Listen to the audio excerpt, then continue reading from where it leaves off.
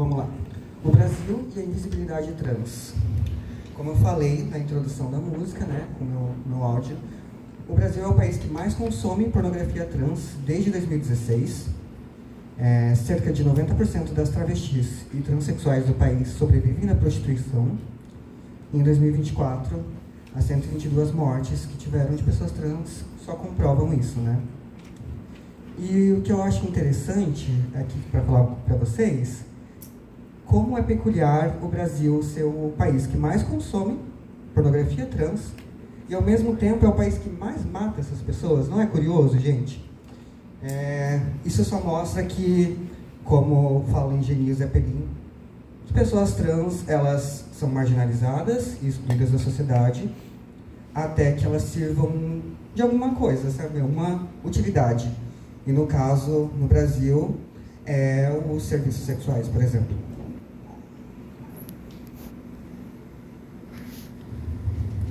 A sociedade deseja nossos corpos, mas exclui nossas vivências. Somos úteis enquanto entretenimento, mas indesejadas nas famílias, igrejas e trabalho. Genil Zeppelin mostra como a sociedade marginaliza, mas também expõe o desejo e a hipocrisia em torno dos nossos corpos.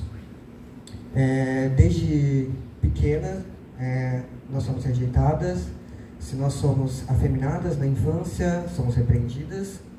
E tem algo que eu ouvi na minha infância e depois que eu me assumi a minha sexualidade, primeiramente, e eu vi de outras pessoas LGBTs, e quando elas se assumiam para os pais, sou gay, ou sou bi, e a família aceitava, e falava, não, tudo bem, mas só não vai virar mulher, né? Só não vai virar traveco, esse tipo de coisa. E a gente é rejeitada das igrejas, imagina, uma travesti dentro de uma igreja, nossos trabalhos também.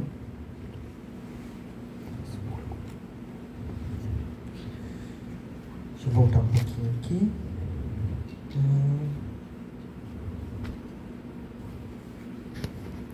Ai, gente, problemas técnicos de novo.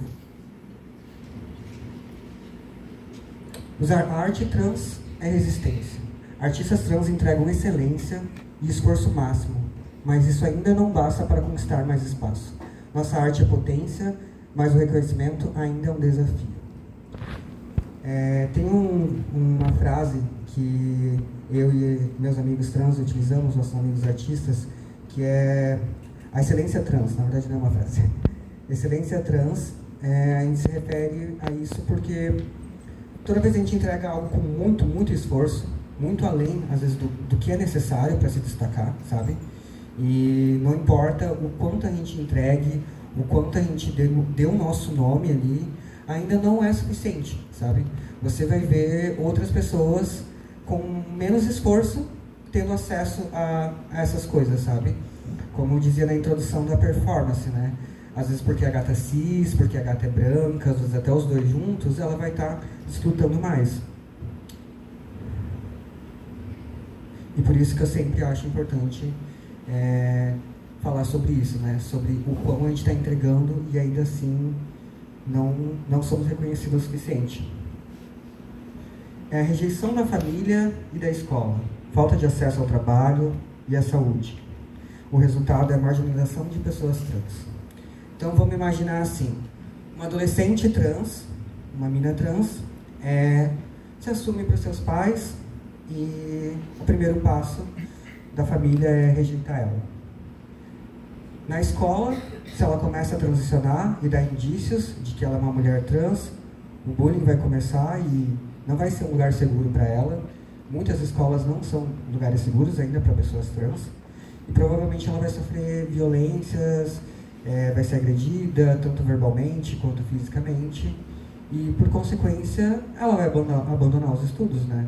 Então, se não cabe ela ali, ela vai sair dali. E daí o que acontece com uma pessoa que é expulsa de casa, não tem uma formação ou não tem um histórico escolar, como que essa pessoa vai conseguir emprego, sabe? Não só pelo fato dela ser trans, mas sim pelo fato de ela ter todo esse despreparo, porque a sociedade jogou ela para isso. Então, muitas vezes acaba restando a prostituição, né? Como 90% das mulheres trans e travestis atualmente se prostituem. E nesse lugar, é um lugar muito perigoso, sabe? Porque pode acontecer muitas violências, sabe? Esses corpos que desejam a gente são os mesmos que matam a gente. Teve um caso de uma mina trans que ela foi chamada para fazer um programa recentemente e o rapaz sabia que ela era trans, porque estava claro, estava nítido e escrito em tudo que ela tinha de rede social, e ele transou com ela e depois matou ela. E a desculpa que ele usou para se livrar disso é que ele não sabia que ela era trans. Quando chegou lá, ele teve uma surpresa. Nossa, e daí, pela surpresa, a melhor reação dele é acabar tirando a vida de uma pessoa. Então, essas mesmas pessoas, elas empurram a gente, sabe, para esse lugar de marginalização. São as mesmas que nos desejam e as mesmas que nos matam.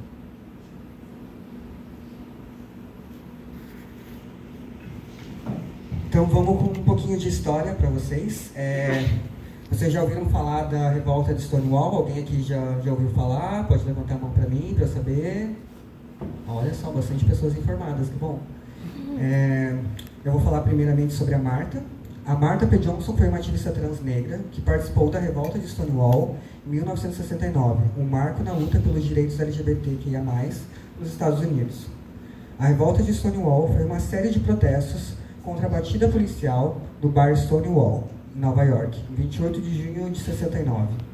Esse evento impulsionou um movimento moderno por igualdade e visibilidade. Nos anos 1970, ocorreu a primeira Marcha do Orgulho em Nova York, o Christopher Street Liberation Day. A marcha, junto com a Silvia, fundaram a STAR, a Ação das Travestis da Rua Revolucionárias, que oferecia apoio a jovens trans e drag queens. Eu trouxe essa parte aqui da história para frisar algo muito importante.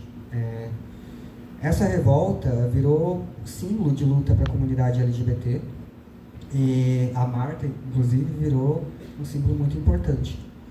Mas eu trouxe isso para mostrar que pessoas trans, elas sempre foram o corpo na frente, sabe? Do campo de batalha. Até mesmo durante a ditadura, enquanto algumas pessoas tinham que viver, obviamente, reprimindo a sua sexualidade e não expondo ela, né? Travestis não tinham, e mulheres trans não tinham como esconder isso, sabe? A não ser que elas deixassem de viver a sua verdadeira forma. Então, elas eram o alvo principal, como algumas pessoas que conheço falam, a base da cadeia alimentar. E eu quis trazer isso para mostrar que as gatas, elas sempre estiveram ali, correndo, para que hoje nós pudéssemos estar aqui, para a gente poder sair de mãos dadas na rua com quem a gente quer, para a gente beijar quem a gente ama, sabe? Para a gente casar, para a gente construir uma família, sabe? Tudo isso que é retirado dessas pessoas. Então, é sempre importante lembrar das que vieram antes da gente e que morreram pela gente, para que a gente pudesse estar aqui.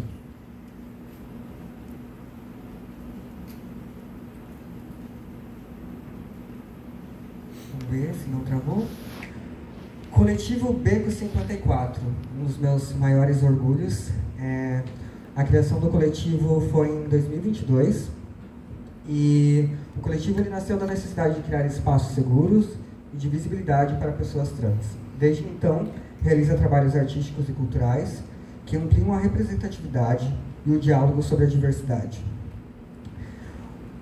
O coletivo ele surgiu a partir de uma ideia que eu já tive há muito tempo, de quando eu ainda morava em Curitiba em 2019, 2020. Eu sempre achei muito interessante a ideia de juntar vários artistas de vários nichos e dos mesmos também, que os seus trabalhos se complementassem, sabe? E de certa forma a gente conseguir ajudar uns aos outros, sabe? Seja um fotógrafo que vai estar registrando a minha performance, seja um produtor musical que editou a minha música, e enfim. E surgiu com 3 amigos, eu, a Ivy e o John, que são mais 2 pessoas trans, o John um homem trans, a Ivy uma pessoa não binária. Eu tinha minha própria marca, a Ivy também tinha a marca dela, e o John, ele era performer e ele sempre estava utilizando as nossas roupas. Então a gente teve a ideia, vamos se juntar, usar os teus talentos de performance para você divulgar Eu vou usar o meu conhecimento que eu tenho em produção de foto, de vídeo, etc., para estar divulgando o material.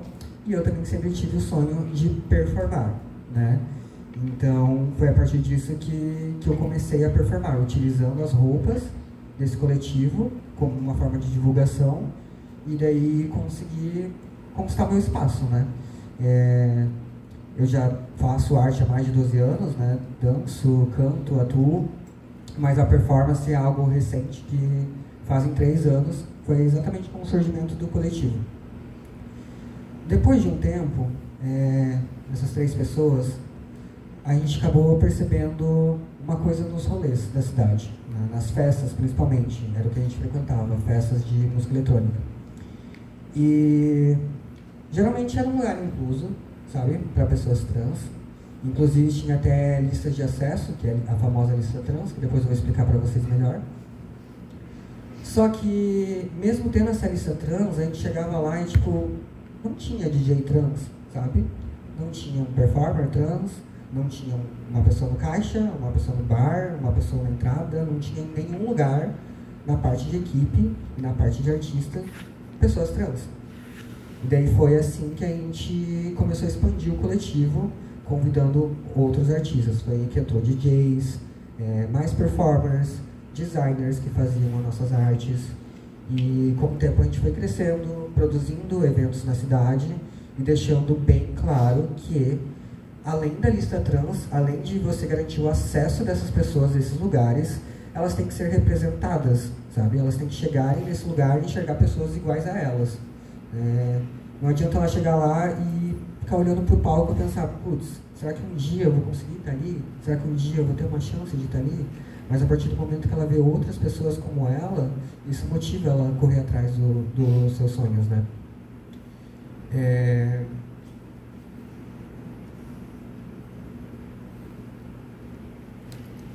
Acho que foi sem querer aqui, gente.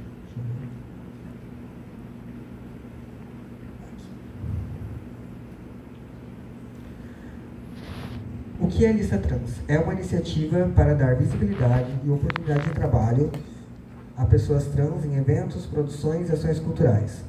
Mais do que representatividade, é uma ferramenta de inclusão e segurança. A Lista Trans, ela foi criada para incluir essas pessoas nesses espaços, porque, como essas pessoas elas são marginalizadas e têm menos acesso a trabalho, à saúde e a várias outras coisas, elas não têm a mesma condição que a maioria das pessoas, sabe?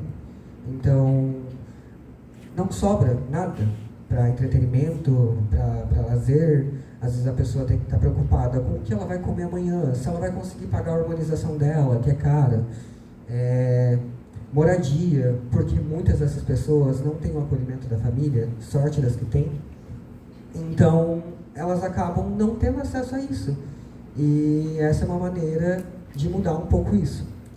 Mas o que eu gostaria de falar em específico sobre essa lista, além de também colocar artistas e equipe nesses eventos que tem as listas, sobre preparar um espaço para receber essas pessoas, sabe? Existem muitos lugares, eventos, que implementam a lista trans, mas não garantem nem um pouco de segurança para essas pessoas trans. Já aconteceu de eu ir em eventos que tinha essa lista e ainda assim sofrer transfobia na entrada, na saída, no banheiro, em quase todas as partes da casa. Então, o que adianta você colocar uma lista trans e não preparar o ambiente para receber essas pessoas? Você está mandando elas para a tortura, né? Então, isso é algo que nós, da Beco 54, a gente sempre tenta frisar isso. Não adianta incluir essas pessoas para frequentar ou para trabalhar e não educar as pessoas que vão estar ali.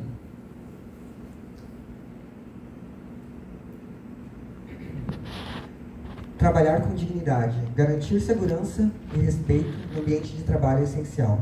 Pessoas trans adoecem não só pela falta de emprego, mas pela transfobia estrutural e explícita nos espaços profissionais.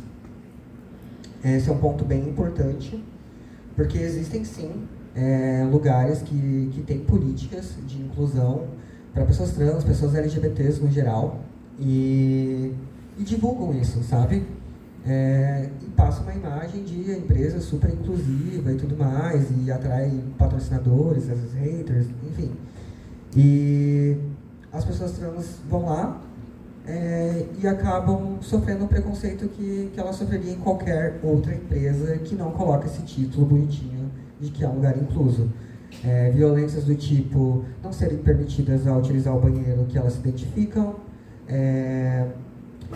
não ter nenhum tipo de retorno ou segurança dos superiores quando colegas de trabalho e outros colaboradores são transfóbicos, sabe? Então, muitas pessoas acabam aturando transfobia de colegas de trabalho, tipo, como se fosse a coisa mais natural do mundo, sabe? Porque elas não têm para quem recorrer. Então, além de garantir essa inclusão, é importante ter políticas de educação, sabe? De palestras sobre isso, garantir a segurança das pessoas no banheiro. Então, não é só dizer que você é inclusivo, não, tá?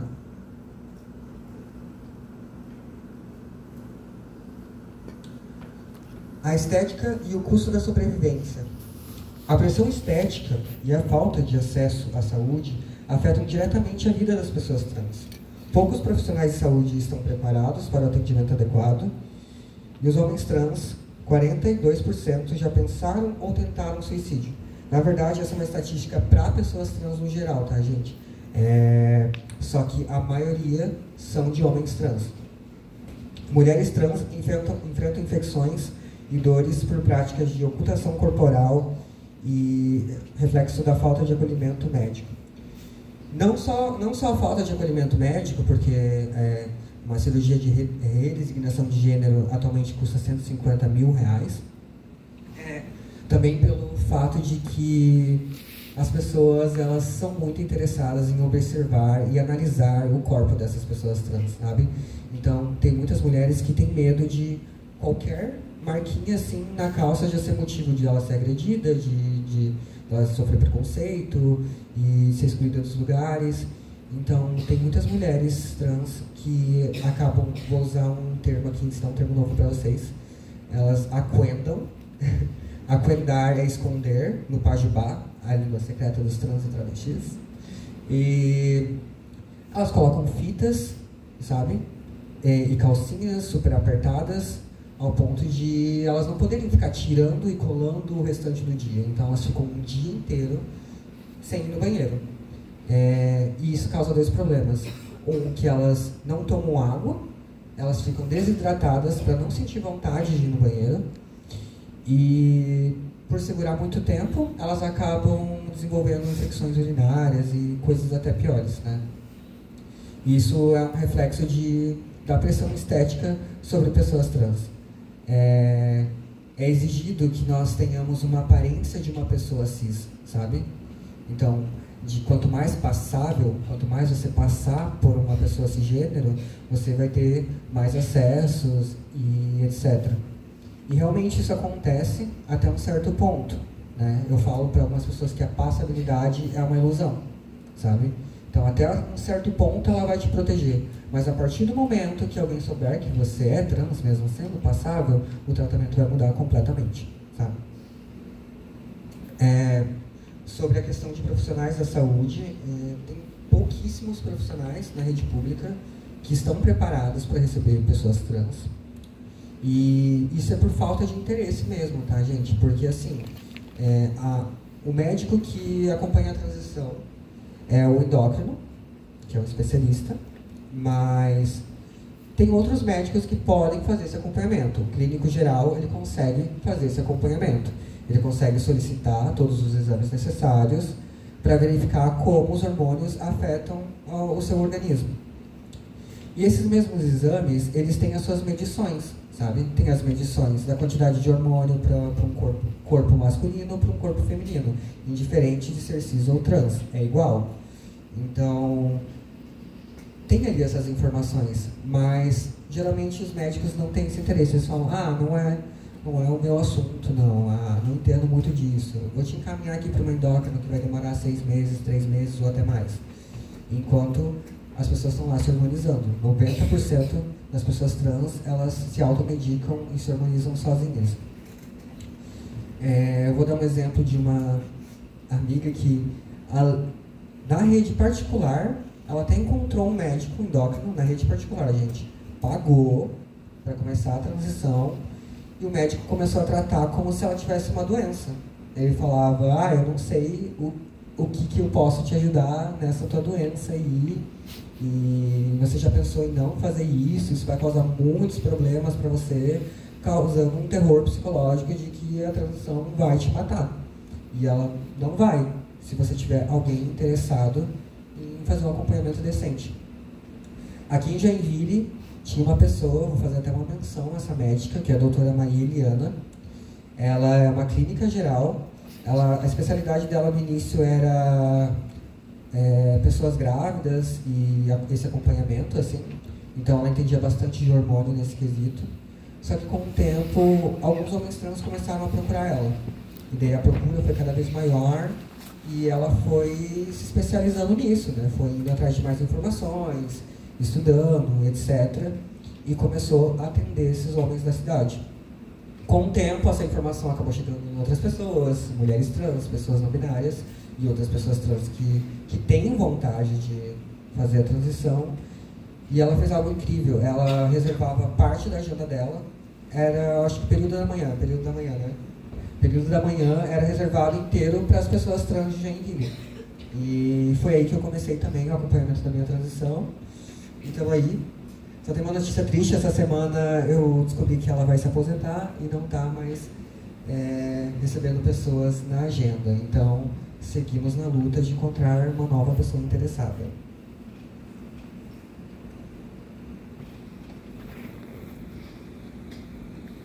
Vamos falar sobre aliados. Gente, vocês sabiam que tem 2 As na sigla LGBTs? Um é de assexual, romântico, e o outro de aliados. Quem são os aliados? São as pessoas, é a família, é os amigos, é o namorado, é aquele professor que te apoia, é aquele amigo que te contrata, sabe? Esses são os aliados. Como apoiar a causa trans? Ser aliado é apoiar e contratar pessoas trans, garantir segurança e respeito nos espaços que você frequenta, não se calar diante da transfobia, corrigir piadas preconceituosas e explicar que o termo traveco é um termo ofensivo. Isso aqui, gente, era uma anotação para eu explicar para vocês, então vou explicar. Todo mundo aqui já ouviu alguém falar traveco, né? Ó o traveco, ó lá o traveco, e etc. Vamos explicar por que isso é ofensivo. Vocês conhecem o sufixo eco? Ele geralmente é usado para alguma coisa ruim, alguma coisa pejorativa, tipo furreco, jornaleco, entendeu? Então, quando você fala traveco, tu tá falando que, tipo, é uma coisa furreca, é uma gambiarra ali, entendeu? É um termo extremamente ofensivo. E o ideal é chamar de travesti as pessoas que identificam como travesti, né? É uma identidade feminina, então os pronomes são sempre femininos. E o importante dessa palavra é que no passado ela era usada como uma forma de ofensa mesmo para as mulheres trans. Porque elas não eram mulheres o suficiente, sabe? Para serem chamadas de mulheres, mas elas também não eram mais um homem, né? Então as pessoas chamavam de travesti, ou travesti, aquele travesti. E depois de muito tempo, essa palavra teve um ressignificado, a gente tomou pra gente e acabou se tornando uma identidade de gênero feminina, inclusive uma identidade latina, só existe no Brasil. Ela é travesti original do Brasil.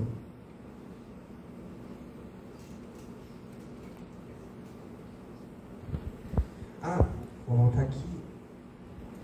Aqui, ó, gente, é se corrigir falas e piadas transfóbicas e não se calar diante da transfobia. Pessoas cis, elas podem usar o seu privilégio ao favor dessas pessoas trans, sabe? Não só pessoas cis, né? Mas eu vou dar um exemplo. Já aconteceu de eu ir no banheiro, em locais públicos, e eu estar com algum amigo cis, ou algum amigo que tenha passabilidade cis, e falar assim, fica com o celular na mão, se acontecer alguma coisa, tu grava. Porque um dos meus maiores medos é, tipo, ser expulsa de um banheiro público, como acontece com muita gente, sabe? E não existe um medidor, sabe? Do quanto é suficiente a tua feminilidade para tu ser expulso ou não, para tu entrar ali ou não, sabe? Eu posso estar, tipo, a mais feminina de todas e ainda assim acontecer. Então, isso é uma das formas de você ser aliado. Tipo, se você vê algum tipo de violência, você vai ali defender, entendeu? Porque não vai cair essa violência sobre você, sabe? Então, você pode usar isso a favor de pessoas trans. O corrigir falas e piadas preconceituosas é um ponto importante, porque não adianta você ser um aliado só ali quando tem pessoas trans no ambiente, sabe? Tipo, eu tô aqui e todo mundo, ninguém é transfóbico, sabe? Mas e no off, sabe? No seu grupinho de amigos, entendeu? Quando vocês estão lá bebendo, e daí tu escuta um amigo soltar um traveco, o que tu faz? Você dá uma risada, fica quietinho, entendeu? Hoje vocês aprenderam. Traveco, sufixo eco, pejorativo, então vocês já conseguem explicar para o seu amiguinho que traveco não é legal, sabe? Então isso é bem importante, você educar os seus amigos cis quando não tem pessoas trans ali junto, porque isso é uma garantia de que quando eles estiverem com essas pessoas, elas não vão sofrer nenhum tipo de preconceito.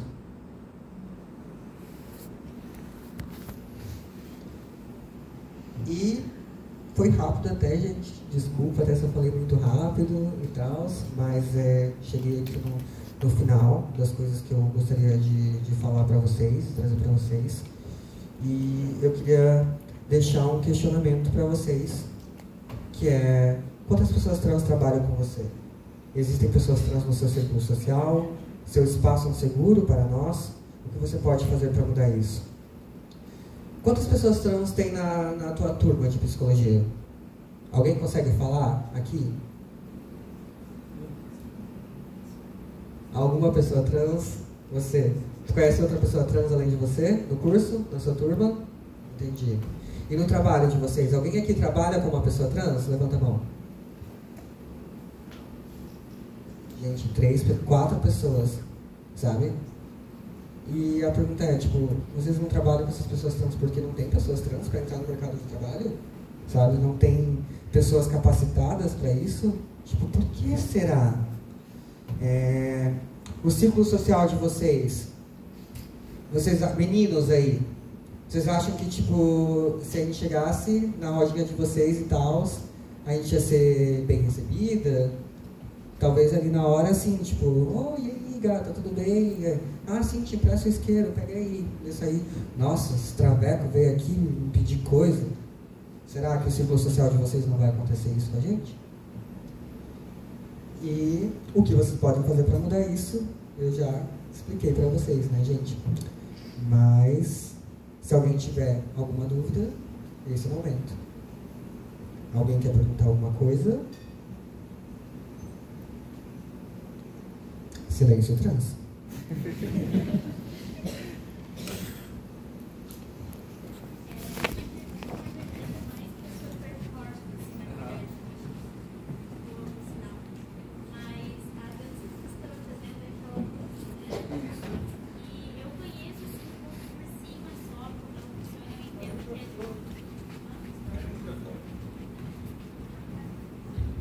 Oi. Tá funcionando? Oi. Vou repetir desde o início, então. A dança que você fez, eu reconheci que é aquela Vogue, né, que é muito famosa, principalmente por ser uma dança do movimento LGBT, principalmente para pessoas trans, travestis.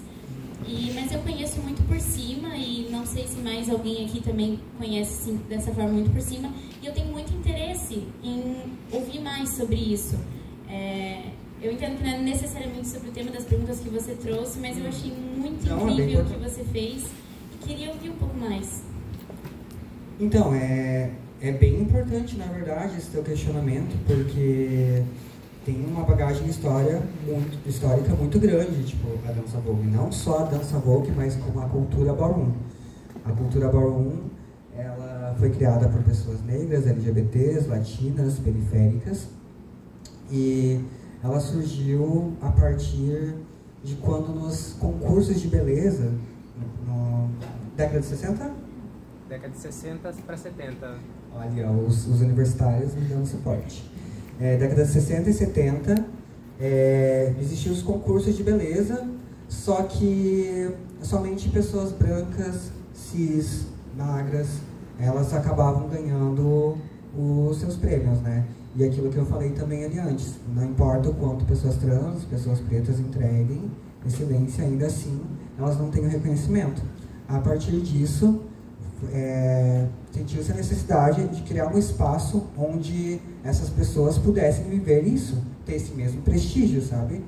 E daí surgiram os salões de bailes, no caso, a cultura ballroom. Mas sobre a dança Vogue especificamente, eu vou resumir como ela surgiu. Tem 3 estilos de Vogue, que é o Vogue Femme, que foi o que eu dancei, o Old Way e o New Way.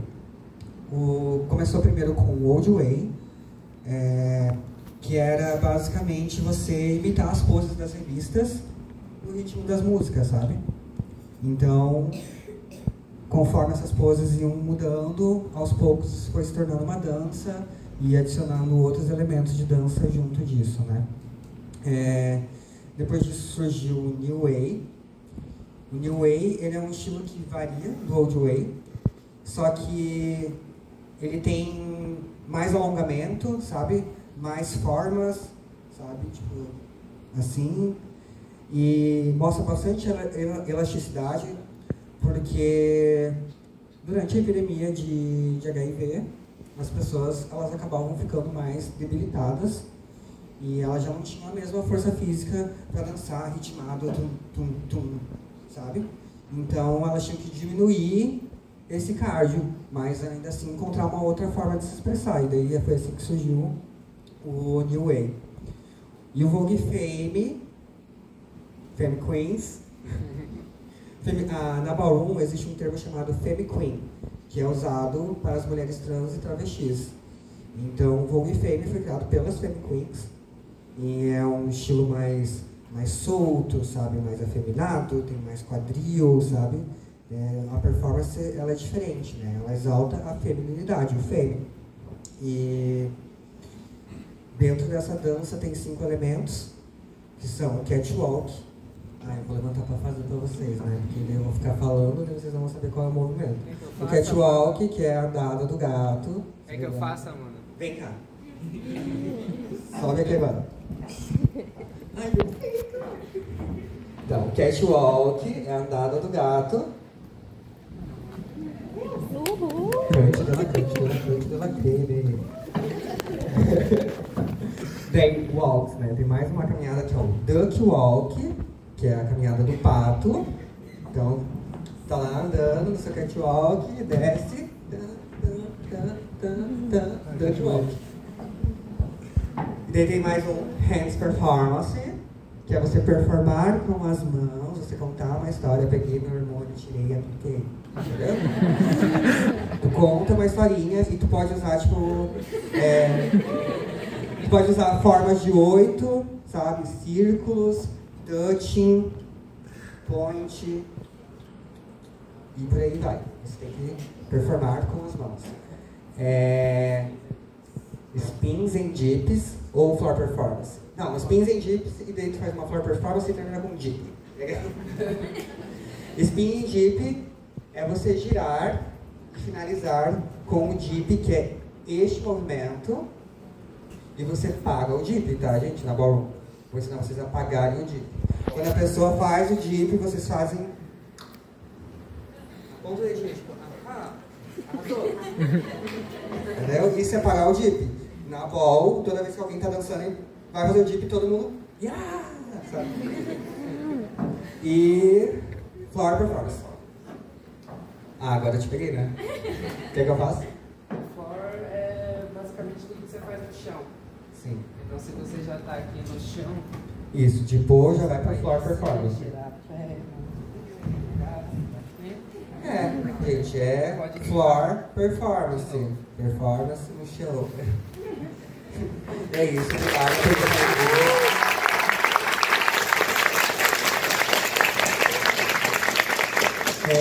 Eu não sei se eu respondi a pergunta, ficou bem respondida.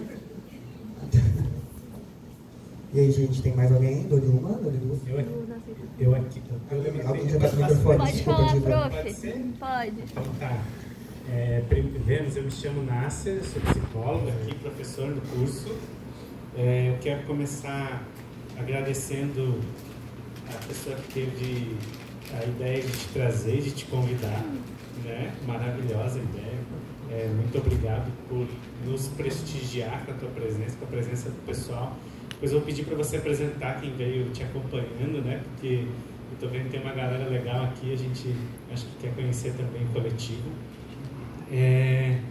Eu até estava comentando aqui com o professor Matuí que depois desse papo sobre cultura, me dá uma dorzinha de levantar o tema que eu quero levantar e te pedir para, se você quiser e puder, falar um pouquinho mais sobre isso, porque eu poderia ficar a noite inteira te ouvindo contar sobre isso que é da cultura, né?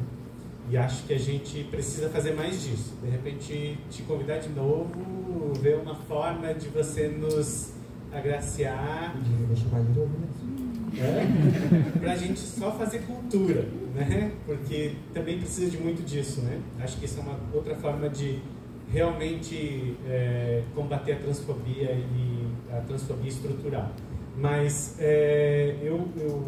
a gente não pode esquecer que a gente está entre estudantes, a gente trabalha muito isso em sala de aula. Por exemplo, tem uma cadeira de psicologia da saúde e a gente fala um pouco, muito en passant, confesso, sobre os desafios, né, das pessoas trans no SUS, dos desafios das pessoas trans no seu processo, né, de acessar a saúde.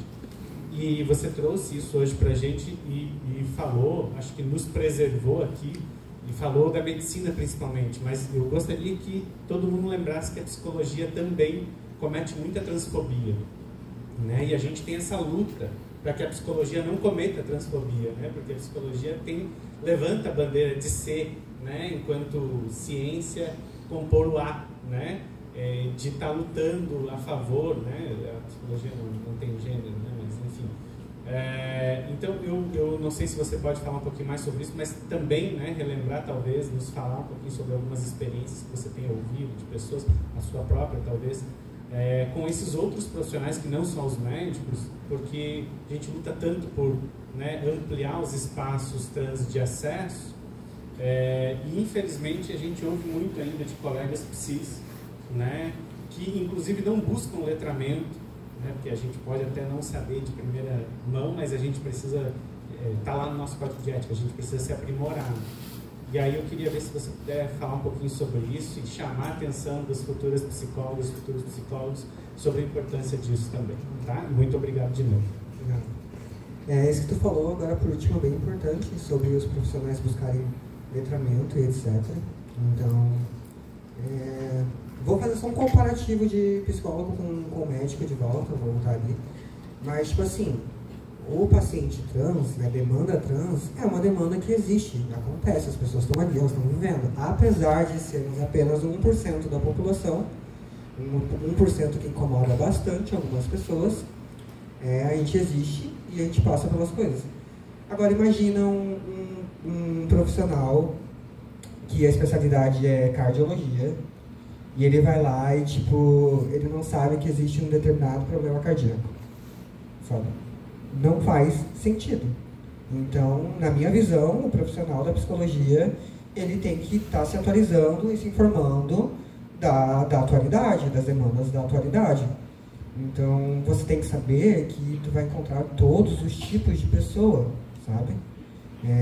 Não só pessoas trans, mas outras pessoas em situações que são provocadas por essa questão de marginalidade, de empurrar as pessoas para a beira, e isso que causa muitos problemas psicológicos, sabe? Eu ia falar, eu tinha colocado nos meus slides, eu ia fazer uma fala sobre isso, que é o qual as pessoas trans, elas ficam doentes por conta dessas violências que elas sofrem, estruturais, etc. E não tem muitos profissionais preparados para isso. Realmente não tem. Eu encontrei, por sorte, eu tive acesso a alguns profissionais e eu, Vênus, nunca tive nenhum problema com isso. Mas eu conheço outras pessoas que tiveram, sim. Eu tive um ex-namorado que é um homem trans, que ele tem trauma de psicólogo, ele não vai em psicólogo, mesmo precisando desse apoio, desse suporte, sendo uma pessoa que realmente precisa disso, mas ele não consegue ir porque em algum momento da adolescência dele, ele foi levado num psicólogo que tentou fazer uma terapia de conversão, sabe? Tanto de sexualidade quanto de gênero. Então, isso foi o suficiente para ele nunca mais colocar os pés num psicólogo. Então, isso só empurra ele para as estatísticas, né? Para as estatísticas que eu trouxe aqui. E eu acho que é isso que eu tinha para falar, se pá.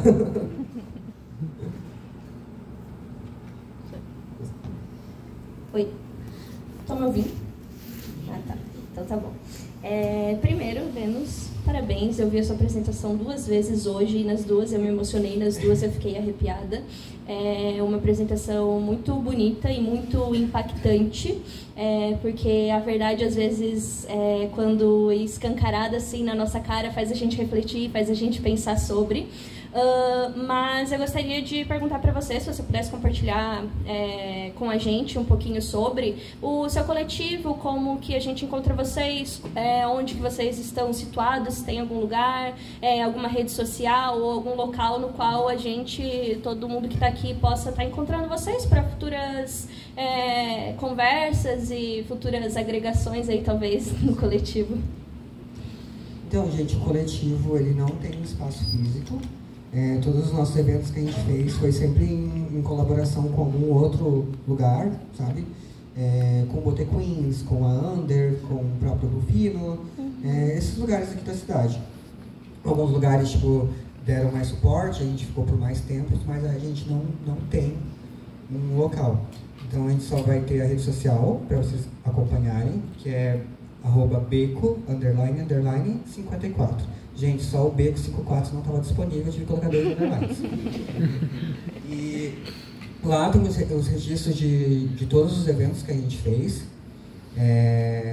de todas as festas, de todos os projetos que a gente fez. E vocês podem acompanhar lá, seguir os outros artistas também, acompanhar o trabalho desses artistas, contratá-los. Então, tem um leque lá bem grande. Então não dá mais pra falar assim, não conheço pessoas trans pra costurar pra mim, não conheço pessoas trans pra maquiar pra mim, não conheço pessoas trans pra isso. Tem lá, gente, então segue lá que vai ter. E eu quero muito, junto com o coletivo, no próximo ano, transformar a Beco num ponto de cultura, através dos investimentos de editais, né, aqui da cidade.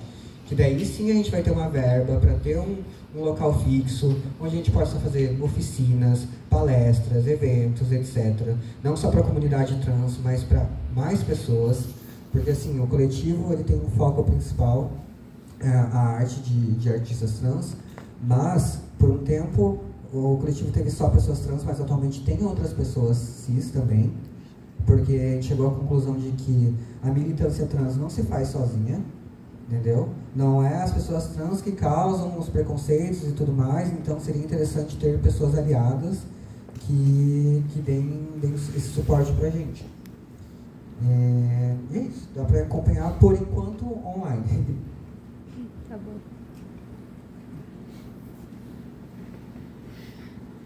Gravar. Silêncio de novo. Oi, Vênus, eu me chamo Luiz, né? Eu sou um homem trans. Eu gostaria de comentar sobre tudo que você trouxe, mas eu vou fazer uma pergunta que é talvez um pouquinho muito específica para a nossa experiência, tá? Quando tu trouxe sobre o Beco, eu achei muito interessante. Talvez eu faça um movimento contrário do que o Prof. Nasser fez, que eu não acho que eu entendo que é um coletivo muito artístico, mas é um espaço de acolhimento.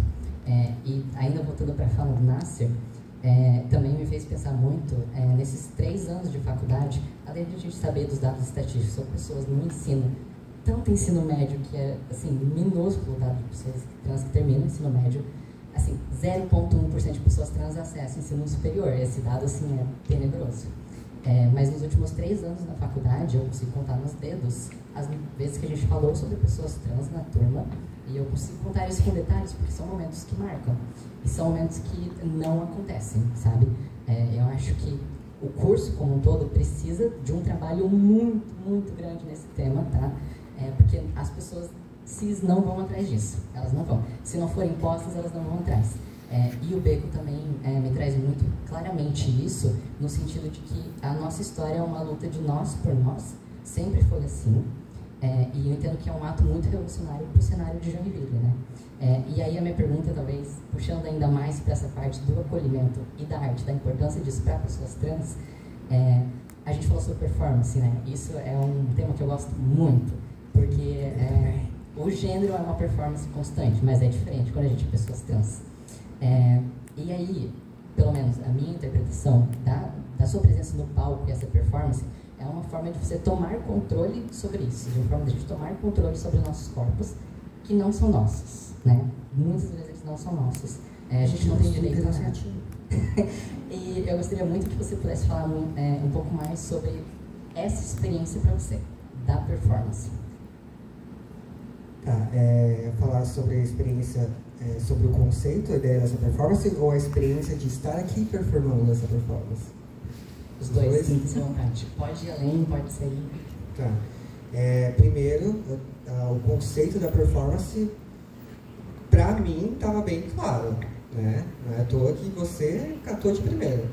Mas, no início, começam falando sobre os acessos, né?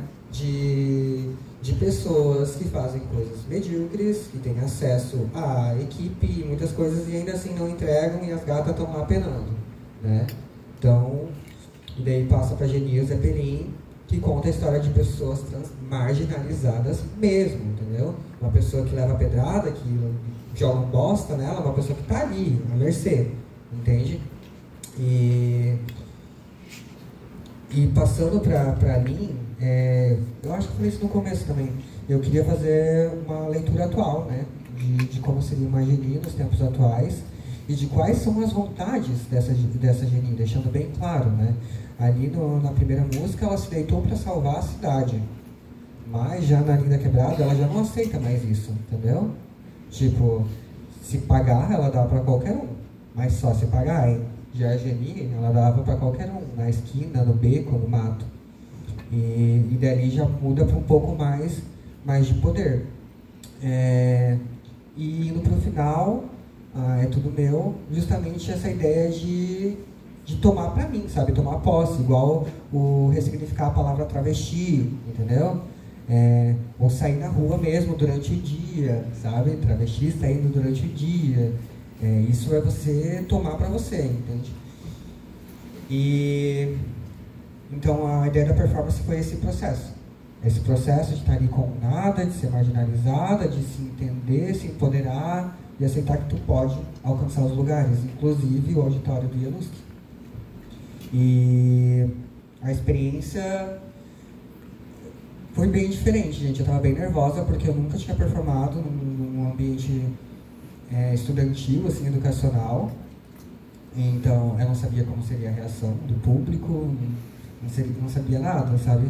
Mas o nervosismo batia principalmente por conta da importância de eu estar aqui nesse lugar, sabe? Não são todas que vão conseguir estar aqui. Então é uma responsabilidade muito grande, não só fazer a performance, como falar tudo que eu falei, sabe?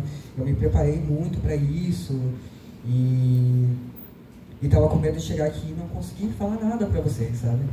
Mas eu confesso, eu tava menos nervosa para performar, porque é algo que eu faço sempre, tipo, quando bate a música vem o babado, né? Artista é assim. E eu tava muito nervosa para essa parte de falar para vocês e conversar com vocês. Mas por incrível que pareça, essa foi a parte mais fácil, entendeu? E ter o apoio dos meus amigos, da minha família aqui, nessa primeira fila inteira ali, quase todo mundo são meus amigos, família. E ver você aí, principalmente, ver a Adriel ali, sabe?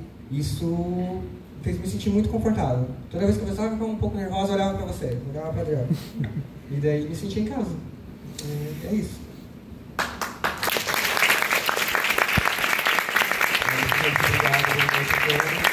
E aguardem nas próximas programações da noite, tá? Não vão embora, tem mais coisas aí.